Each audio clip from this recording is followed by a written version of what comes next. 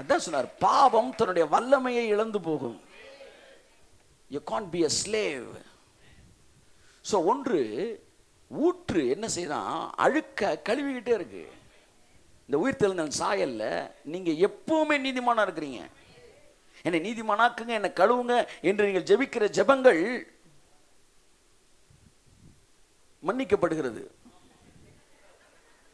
நீங்க ஒரு 10 பாவத்தை சொல்லி மன்னிங்கன்னு சொன்னீங்களே, ஜெபிச்சிங்களே, அந்த 10 பாவத்தோட சேர்த்து 11வது என்ன மன்னிங்கன்னு சொன்ன பத்தி அதையும் மன்னிச்சிடாரு. சில நேரம் எனக்கு அப்படி ஜெபிச்சாதான் சாட்டிஸ்ஃபேக்ஷன். வளர்த்துட்டாங்க 40 வருஷமா, எனக்கு திருப்தி ஆகுதுடா, நான் ஜெபிப்பேன். ஜெபிச்சுட்டு கடைசி இதையும் உங்க லெவலுக்கு என்னால் ஜெபிக்கும்ல ஆண்டவரே, மன்னிச்சிருங்க. தவறல்ல, தவறல்ல. பாவத்தை மன்னிக்கிறவர் ஜெபத்தை மன்னிக்க மாட்டாரா? நீங்கள் மன்னிங்க என்றும் கழுவுங்கள் என்றும் பரிசுத்தமாக்குங்க என்றும் நீங்கள் ஜெபிக்கிறது தவறல்ல. கர்த்தர் உங்களை ஆசீர்வதிப்பார். ஆனால் நீங்கள் கழுவப்பட்டு இருக்கிறீர்கள் என்பதை புரிந்து அந்த இடத்திற்கு நீங்கள் உங்கள் மொழி, உங்களுடைய பாஷை சுத்த பாஷையாய் மாற வேண்டும் என்று கர்த்தராகிய தேவன் விரும்புகிறார். என்னுடைய பாஷை சுத்த பாஷையாகணும். சுத்த பாஷைனா என்னன்னா, தேவன் பேசுகிறது போல் மாற வேண்டும். ஒன்று, என்னுடைய அழுக்கை அது நீக்குகிறது. இரண்டாவது, அந்த ரட்சிப்பு என்கிற ஊற்று எனக்குள்ளே கனிகளை கொண்டு வருகிறது. மூன்றாவது, எனக்குள்ளே ஐஸ்வர்யத்தையும் செழிப்பையும் அது கொண்டு வருகிறது. நீ நீர்ப்பாய்ச்சலான தோட்டம் போல் இருப்பாய், வற்றாத. பார்த்தீங்களா? இது எல்லாம் பழைய ஏற்பாட்டில் நடக்கவே இல்லை. எங்கதான் நடந்துச்சு? அந்நாளிலே, அந்நாட்களிலே. அதான் சார், இது காலத்தின் விசேஷம். இது நம்முடைய விசேஷம் அல்ல, இது காலத்தின் விசேஷம். 1 பேதுருவில் சொல்லப்படுகிற அந்த காலத்தின் விசேஷம் இன்னது என்பதை அவர்கள் ஆராய்ந்தார்கள். அந்த காலத்தின் விசேஷத்தில் இருக்கிறீங்க. You are the last batch of the Deserticus life and the first batch of the life of Canaan. Amen. நீங்கள் கானானுடைய வாழ்க்கையில முதல் பேட்ச் நீங்க. ஆமா, டெசார்டிகுலஸ் லைஃபோட கடைசி பேட்ச் நம்ம. ஆமென். அந்நாட்களிலே காலத்தின் விசேஷம் மாறுகிறது. உள்ள இருந்து அடுத்த ஜெனரேஷன் உள்ள போகும்போது அவனுடைய வாழ்க்கையில் எல்லா விஷயங்களும் மாறுகிறதா இருக்கிறது. அந்த வாழ்க்கைக்குள் வாழுவதற்கு தன் அருமையான மகனை அழைத்திருக்கிறார். இதற்கு முன்பாக நாம் கேட்ட செய்தியில் பல விஷயங்கள் இங்கு கழிந்து போடப்பட்டு புதிய ஒரு மறுரூபத்துக்குள் நீங்கள் வந்துதான் ஆக வேண்டும். பழைய செய்திகளை நீங்கள் என்ன செய்ய வேண்டும்? நீங்கள் அவற்றிலிருந்து, அந்த எண்ணங்களிலிருந்து நீங்கள் கழுவப்பட்டு விடுதலையாக்கப்பட்டு தான் நீங்கள் ஆக வேண்டும். அப்பொழுதுதான் இந்த புதிய கானான் வாழ்க்கைக்குள் கடந்து செல்ல முடியும். அந்த விஷயம் இங்கே ஒர்க் அவுட் ஆகாது. புரியுதா நான் சொல்றேன் உங்களுக்கு? வனாந்திரத்தில் எந்திரிச்சோன்னா வானத்தை பார்க்கணும், கானான்ல எந்திரிச்சோன்னா பூமியை பார்க்கணும். இனிமே அங்க இருக்கவனுக்கு அங்க இருந்தா வரும், எல்லாம் மேல இருந்து. இங்க இருக்கிறவனுக்கு எல்லாம் கீழே இருந்து வருது. நிலம் இருதயம் குடிக்கிற உன்னோட ஆசீர்வாதம் எல்லாம் உள்ளே இருக்கு. பழைய ஏற்பாட்டில் எல்லாம் மேல பார்த்துக்கிட்டான், புதிய ஏற்பாட்டில் கர்த்தர் உள்ளே பாருன்றாரு. உள்ள இருந்தா வருது எல்லாம். சகல ஆசீர்வாதத்தில் நம்மை ஆசீர்வதித்து கையை தட்டுக்கு அவருக்கு ஆமென். ஆசீர்வதித்திருக்கிறார், ஆசீர்வதித்திருக்கிறார், என்னை ஆசீர்வதித்திருக்கிறார், என்னை ஆசீர்வதித்திருக்கிறார். ஆமென். என்னை ஆசீர்வதிச்சிருக்கிறார். நான் ஏற்கனவே ஆசீர்வதிக்கப்பட்டிருக்கிறேன். எல்லாம் எனக்குள் இருக்கிறது. நான் செழிப்பாய் இருப்பேன். கழுகுக்கு எப்ப இளமை திரும்ப வரும் தெரியுமா? நான் இந்த மரணத்தின் சாயல் பேசுறதுக்கு முன்னாடி இந்த விஷயத்தை நீங்க சொல்ல சொன்னாலும் நான் சொல்லிட்டு போறேன். கழுகுக்கு எப்பொழுது இளமை திரும்புது? பழைய சிறகுகளை உதிர்க்கும் போது புதிய சிறகுகள் வளருகிறது. நீங்கள் பழைய வெளிப்பாடுகளையும் பழைய போதனைகளையும் எப்பொழுது உதிர்த்து விடுகிறீர்களோ அப்பொழுதுதான் புதிய வெளிப்பாட்டிற்குள்ளே புதிய ஜீவனுள்ளவர்களாய் நீங்கள் பறக்க முடியும். என் பழசை நான் விட மாட்டேன், எங்க தாத்தா சொன்னதை விட மாட்டேன், எங்க எங்க எங்க பெரியவர்கள் சொன்ன விட மாட்டேன்னு சொன்னீங்கன்னா, பவுல் சொன்னா என் முன்னோர்களுடைய கலாத்தியர்ல வருது, முன்னோர்களுடைய பாரம்பரியத்திற்காய் வெகு பக்தி வைராக்கியம் உள்ளவனாக இருந்தேன். கர்த்தர் சொல்றதுல வைராக்கியமா இல்லையா? எங்க சீனியர்ஸ் எல்லாம் சொல்லி கொடுத்தாங்கல்ல, வாடி வா அந்நாட்களில் எங்களுக்கு அப்படின்னு தொடங்க, பெரியவர்கள் அப்படின்னு தொடங்கினாலே இவர் சவுல்னு அர்த்தம், தேவனால் அப்படின்னா பவுல்னு அர்த்தம். அன்புக்குரியவர்களே, பாரம்பரியங்களுக்கு பக்தி வைராக்கியமா இருப்பதல்ல. அப்ப இந்த பழைய ரெவலேஷன் நீங்க உதிர்த்து விடும்போது உங்களுக்குள்ள புதிய விஷயங்கள் வளருவதற்கு அது எளிதாக இருக்கிறது. இன்றைக்கு தேவன் ஒரு புது விஷயத்தை சொல்லும்போது நான் அங்கீகரிக்க கடமைப்பட்டிருக்கிறேன். உங்களுடைய மொழி வளம் கூட கூட தேவன் உங்கள்கிட்ட பேசுகிற ஸ்டைல் என்ன செய்யுது? மாறுது. உங்களுக்கு ஒரு 10 வெக்காபுலரி தெரியும் அப்படின்னா ஒரு நல்ல பிரசங்கி அந்த 10 வெக்காபுலரிக்குள்ளே தான் பேசணும். நான் ஒரு புதுசாக 4 வெக்காபுலரி படிச்சுட்டு வந்திருக்கிறேன் சிலர் இருக்காங்க, இன்னைக்கு நான் படித்த வெக்காபுலரி யூஸ் பண்ணிடுவேன். அடப்பாவி, உன்னுடைய நோக்கம் என்ன? ஜனங்களை புரிய வைக்கிறது.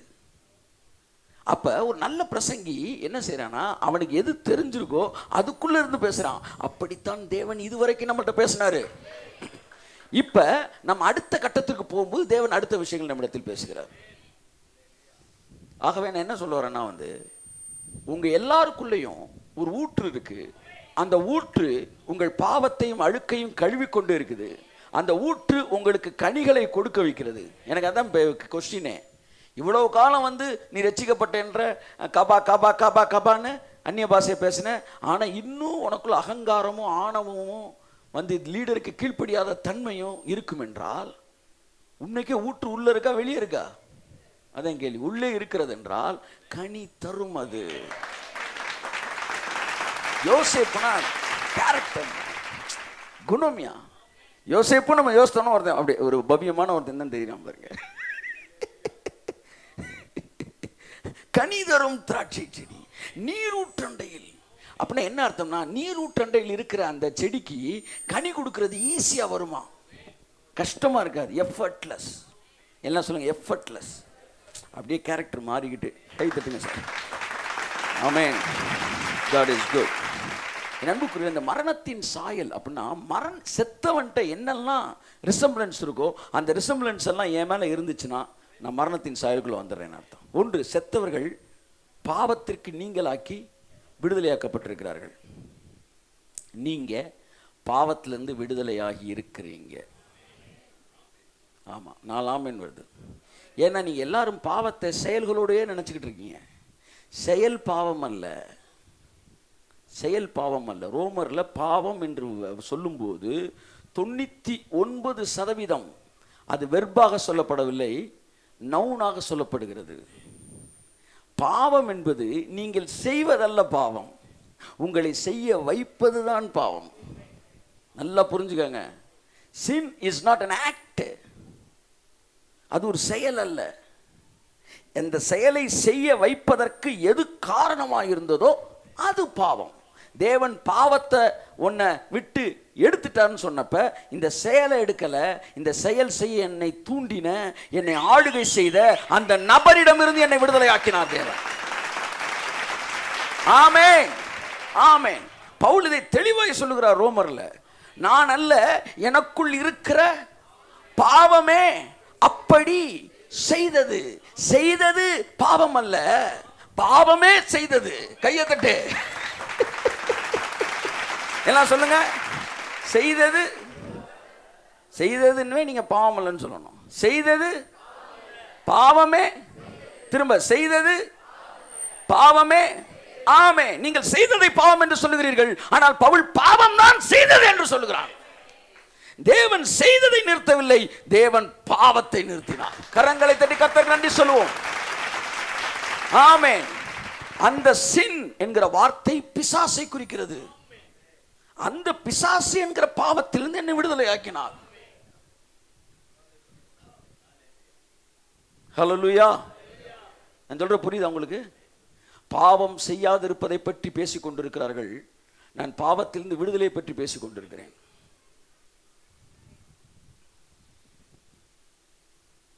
தம்பிங்க பாப்பா, இப்ப இவர் எனக்கு அடிமையா இருக்கிறாரு, எனக்கு அடிமையா இருக்கிறாரு. இவரை நான் என்ன செய்யறேன்? நான் சொல்லி சொல்லி உன்னை செய்ய வைக்கிறேன்.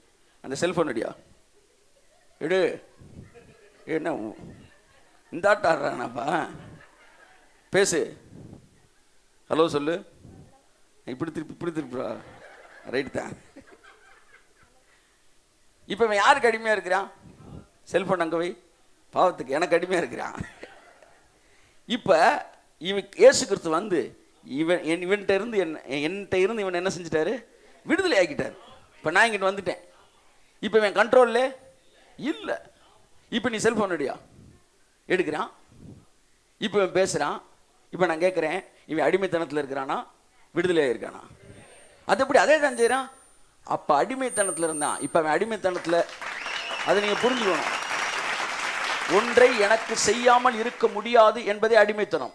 ஒரு அம்மா என்ன சொன்னாங்க, மாத்திரையை வந்து தேங்க் தம்பி கத்தன ஆசிரியப்பார், தைராய்டோ ஏதோ ஒரு விஷயத்துக்கு ப்ரெஷருக்கோ எதுக்கும் டெய்லி மாத்திரை எடுக்கணுட்டாங்க லைஃப்பில். ஒரு நாள் திடீர்னு ஆண்டவரே இந்த மாத்திரையிலேருந்து நீ விடுதலை ஆக்கும் சொன்னப்போ கர்த்தர் சொன்னா, நான் விடுதலை ஆக்குறேன் நான். உடனே மாத்திரை எடுக்கிறவங்க நிப்பாட்டிட்டாங்க. அப்போ அவங்க வார்த்தை சொல்லும்போது அவங்க அதுக்கப்புறம் சுகமாயிட்டாங்க. எந்த விதமான எதிர்மறையான விஷயம் இல்லை. அவங்க அதுலேருந்து அப்புறம் சொன்னேன். அப்போ நான் கேட்டப்போ அந்த ஒரு வசனம் எனக்கு புதுசாக இருந்துச்சு, மாத்திரையிலேருந்து விடுதலை ஆக்குறதா? ஆமாம். இப்போ விடுதலைன்னா என்ன? எதை இல்லாமல் என்னால் வாழ முடியாது என்று நீங்கள் நினைக்கிறீர்களோ அது எல்லாம் அடிமைத்தனம். எது இல்லாமல் வாழ முடியாது நீங்கள் நினைக்கிறீர்கள் அடிமைத்தனம். எது இல்லாமல் வாழ முடியாது என்று நினைக்கிறீர்களோ அதையெல்லாம் இல்லாமல் வாழக்கூடிய இடத்திற்கு நீங்கள் வருவீர்கள் என்றால் நீங்கள் விடுதலை ஆகிவிட்டீர்கள் என்று அர்த்தம். ஸோ மரித்தவன் பாவத்திலிருந்து விடுதலையாக்கப்பட்டிருக்கிறான், நம்பர் 1. நம்பர் 2, மரித்தவன் நியாயப்பிரமாணத்திலிருந்து விடுதலையாக்கப்பட்டிருக்கிறான். அவனுக்கு ஜட்ஜ்மெண்ட் கிடையாது, அவனை ஜட்ஜ் பண்ண முடியாது. மரித்தவர்கள் நியாயப்பிரமாணத்துக்கு நீங்களாகி விடுதலையாக்கப்பட்டு இருக்கிறார்கள். போன வாரம் பார்த்தோம். இந்த வாரம் என்ன பார்க்குறோம்? மரித்தவர்கள் எல்லா பிரயாசங்களை விட்டு ஓய்ந்திருக்கிறார்கள். கைத்திருங்க. ஆமென். பிரயாசம்னா என்ன? எஃபர்ட். பிரயாசம் என்கிற வார்த்தைக்கு ஆங்கிலத்தில் ஹார்ட் ஒர்க் அப்படின்னு இருக்கு. Hard work, effort. இந்த வாரம் நம்ம பார்க்க போறோம் ஒரு 15 நிமிடம். என்னவென்றால், நான் மரணத்தின் சாயல் எனக்குள்ள இருக்குன்னா என் லைஃப்ல எஃபர்ட்னு ஒன்றே இருக்காது. என் எஃபர்ட்னு எதுவுமே இருக்காது. ஏன்னா எஃபர்ட்லெஸ் லைஃப் தான் மரணத்தின் சாயல். கையத்தட்டு. ஆமே. துடிக்குது துடிக்குது துடிக்குது புஜம், ஜெயிப்பது நிஜம் அப்படின்னா இவன் இன்னும் சாகலன்னு அர்த்தம். ஆனா எல்லாத்தையும் விட்டுட்டோம் சார், நாங்கள் விட்டுட்டோம். பிரயாசங்களை விட்டு ஓய்ந்திருப்பார்கள். வாசிப்பம். வெளிப்படுத்துதல் மரணத்தின் சாயல். வெளிப்படுத்துதல் 14:13.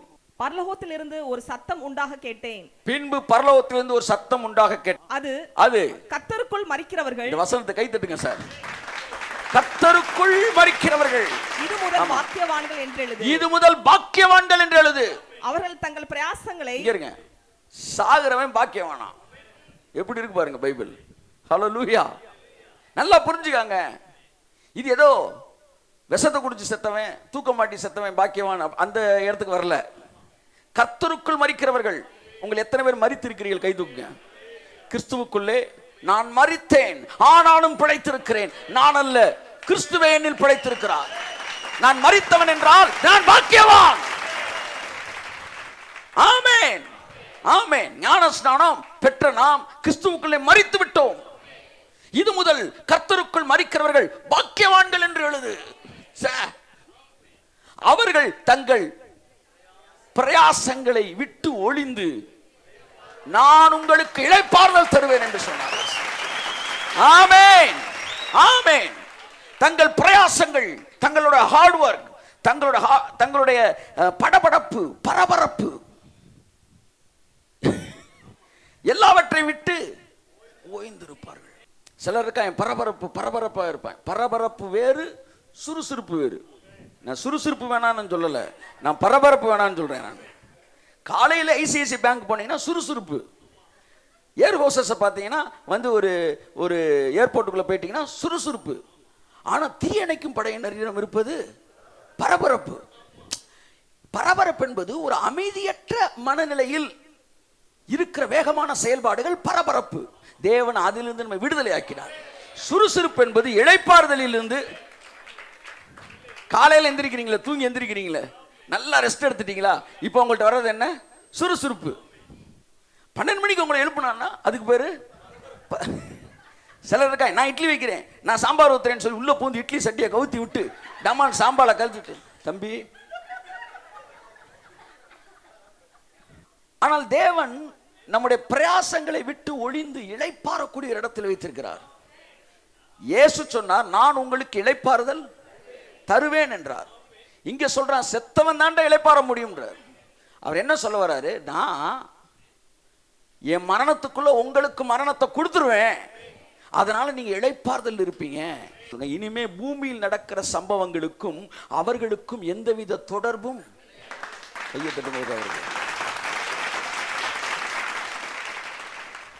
நீங்க மட்டும் அப்படியே வேற ஒரு உலகத்தில் இருப்பீங்க. கிறிஸ்துவுக்குள்ள நான் மறிச்சிட்டேன் சார், நான் பீஸ் ஆஃப் மைண்ட்ல இருக்கிறேன், நான் இளைப்பாறுதல் இருக்கேன், நான் ரெஸ்ட்ல இருக்கிறேன். அதனால என்னுடைய பிரயாசங்களை விட்டு நான் ஓய்ந்திருப்பேன்.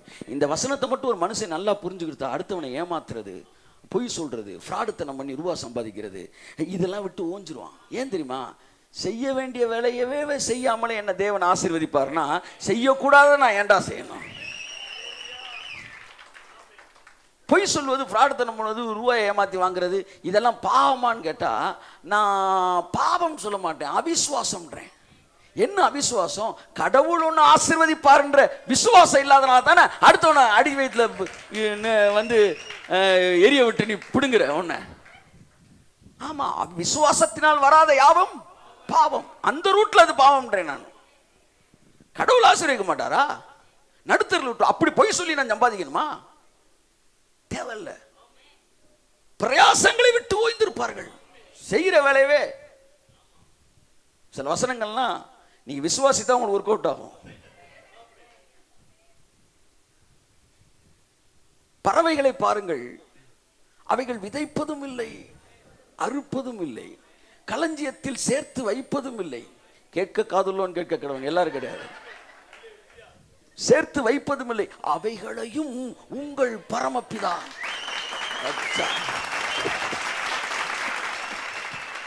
கேட்க காதுள்ளோன்னு கேட்க கடவுள். அவர் வேலை பார்க்க வேணான்னாரு, அப்படி சொல்லவே இல்லை. நான் பூமிக்குரிய காரியங்களே நீ நம்பாது இருக்கும்போது பரலோகத்துக்குரிய வேலை என்ன சொல்ல வரேன்னா, வேலை பார்க்காமலே ஒருத்தன் விசுவாசிக்க முடியும் என்றால், இப்ப பிரச்சனை என்னன்னா, வேலை பார்த்துக்கிட்டு இருக்க உனக்கே விசுவாசம் இல்லை. அதை எங்க லீடர் இப்படி சொல்லி கொடுத்தாரு. வேலையே பார்க்காத பறவையை நான் போஷிப்பேனா, வேலை பார்க்கிற ஒன்னா போஷிக்காம இருப்பேனா? அப்படி வர்றாரு அவரு. அப்ப நீ ஏன் வந்து உன்னுடைய கணக்கு வழக்கெல்லாம் அந்த அந்த சம்பளத்தை சுத்தியே போடுற? அதை தாண்டி தேவன் உன்னை ஆசீர்வதிக்க முடியாதா? 8 திக்கும் கதவுகளை திறப்பார் தேவன். உன்னுடைய சம்பத்துகள் தாண்டி வந்து உன்னுடையதாகும். வழியில 100 டோல்கேட்டை தாண்டி உன்கிட்ட வந்து உன்னிடத்தில் மாத்திரம் கர்த்தர் இருக்கிறான்னு சொல்லுவாங்க. எவ்வளவு பெரிய தேவன்! உங்களுடைய பணத்து மேல உங்க பேர் எழுதியிருக்கு. அது எவர் பையில இருந்தாலும் உங்களுக்கு வந்துடும். ஆமா, உங்க எல்லா 2000 ரூபாயிலையும் இப்ப என் பேர் இருக்கு.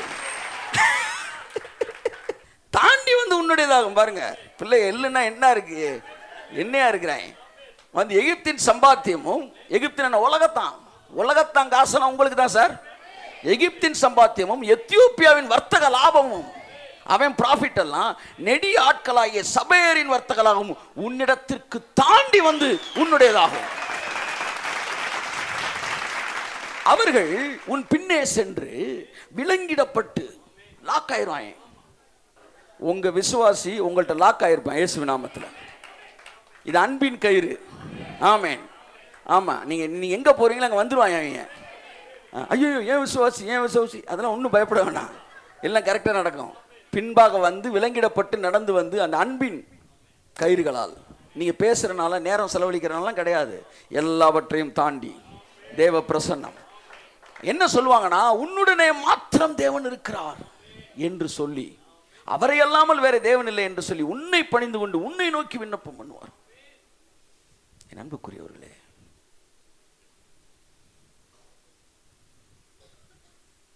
உங்கள் ஆசீர்வாதங்கள்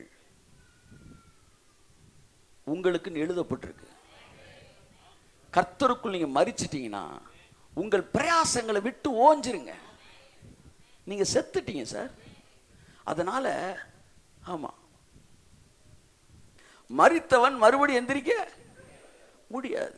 பல தடவை சொன்ன ஜோக்க நான் உங்களுக்கு திரும்பவும் சொல்றேன். நான் ஸ்கூல்ல படிச்சப்ப ஒரு நாடகத்தில் நடிச்சுக்கிட்டு இருக்கிறோம். அப்போ வந்து அந்த சொல்லிக் கொடுக்குறவர் வந்து என்னன்னா, வசனத்தை விட்டுட்டு நீ ஸ்டேஜை விட்டு என்ன செஞ்சிடக்கூடாது, இறங்கினா உனக்கு கொன்னே போடுவேன்ட்டார். மனப்பாடமாக க்ளீனாக டயலாகெல்லாம் கரெக்டாக பேசுறேன்னு. அப்போ வந்து ஒருத்தன் சாகுற மாதிரி சீனு. அவன் சாகுறதுக்கு மாதிரி தன் ஃப்ரெண்டை கூப்பிட்டு, தம்பியை 2 பிள்ளைகளை உன் கையில் ஒப்பு கொடுத்துட்டு போகிறேன், ஒருத்தனை டாக்டர் ஆகிரு, இன்னொருத்தனை இன்ஜினியர் ஆகிரு. என் கண்கள் 2 பேரும் ஒப்படைக்கிறேன்னு சொல்லிட்டு அவன் செத்துடணும். நெஞ்சை பிடிச்சி அப்படியே விழுந்துடணும். சீன் நடந்துக்கிட்டு இருக்கு. சைடில் இருந்து டயலாக் எடுத்து கொடுக்குறக்கு ஒரு ஆள் நிற்கிறாங்க.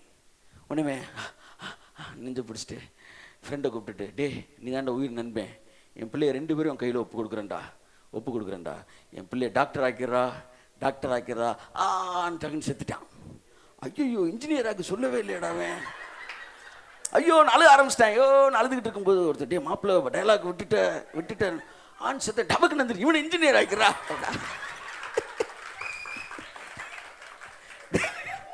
செத்துட்ட அப்புறம் இல்லை டயலாக்கு. இப்படிதான் நீங்க ஞானசானம் எடுத்துட்டு செத்துட்டீங்க, திடீர்னு எந்திரிச்சு இன்ஜினியர் ஆகிக்கிறே, இன்னும் இன்ஜினியர் ஆக படு, எல்லாம் நான் பார்த்துக்குவேன். நீ அல்லேலூயா. மரித்து விட்டீர்கள். ஆதாமை பார்த்து கொடுக்கப்பட்ட சாபம், அதிலிருந்து நீங்கள் விடுதலையாகி விட்டீர்கள். ஆதாம்கிட்ட என்ன சொன்னாரு? அந்த வசனத்தை வாசிப்போம். இங்க பாருங்க, 3ஆம் அதிகாரம் சாபத்தோட தொடங்குது. ஆதியாகமம். வெளிப்படுத்தல் ஆசீர்வாதத்தோட முடியுது. ஆமென். நீ மரிக்கும் வரைக்கும் நீ வருத்தத்தோடு பலனை புசிப்பாயின. வருத்தத்தோடு புசிப்பாயின்னு தொடங்குச்சு பைபிள். வருத்தமே இல்லாம அவன் இளைப்பாறுவான்னு முடியுது பைபிள். ஆமென். இந்த ரெண்டையும் கனெக்ட் பண்றது என்ன தெரியுமா? மரணம். அந்த மரணம் தான் உங்களுக்கு அந்த ஆசீர்வாதத்தை ரிலீஸ் பண்ணுது. வாசிப்போம் மறுபடியும். ஆமென்.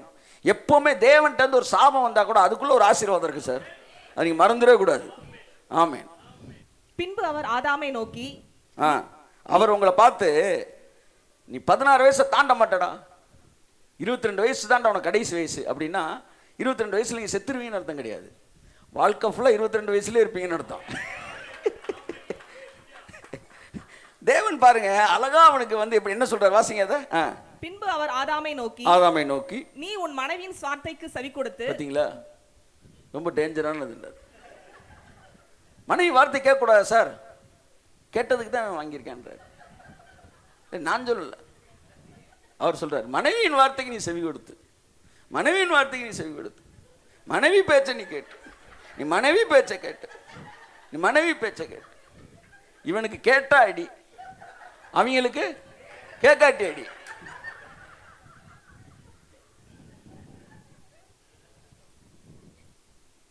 வாசிங்க. புசிக்க வேண்டாம் என்று நான் உனக்கு விலக்கின விருட்சத்தின் கனியை புசித்தபடினாலே. நான் உனக்கு, நீயும் நானும் தான் டீலு. மனைவியானவள் தகப்பனையும் தாயையும் விட்டு, புருஷனானவன் தகப்பனையும் தாயை விட்டு பிரிந்து மனைவியோடு சேர்ந்திருக்க கடவன். இங்க ஹெவன்லி ஃபாதர் விட்டு பிரிச்சுட்டவன். ஏவாள் சொல்றேன், பைபிள் சொல்லுது அம்மா அப்பா விட்டு பிரிந்து புருஷன் மனைவியோடு இருக்கணும் அப்படின்னு. இந்த பாட்டை விட்டு தனியாக செப்பரேட் ஆகி தனி கொடுத்துன்னு போயிட்டாங்க. கூட்டு குடித்தனா அப்பவே ஒர்க் அவுட் ஆகலாம் போல. பிரிந்து தனி மனைவி புசிக்க சொன்ன புசித்தபடினால் பூமி உன்னிமித்தம் சபிக்கப்பட்டிருக்கும். அவனை சபிக்கவே இல்லை தேவன். நீ உயிரோடு இருக்கும் நாளெல்லாம் வருத்தத்தோடு அதன் பலனை புசிப்பாய். வருத்தத்தோடு புசிப்பாய். கடைசி வசனம் சொல்லுது, அவர்கள் தங்கள் வருத்தங்களை விட்டு. அப்போ இதுல முக்கியமான வார்த்தை என்ன தெரியுமா? உயிரோடு இருக்கும் நாள் எல்லாம்.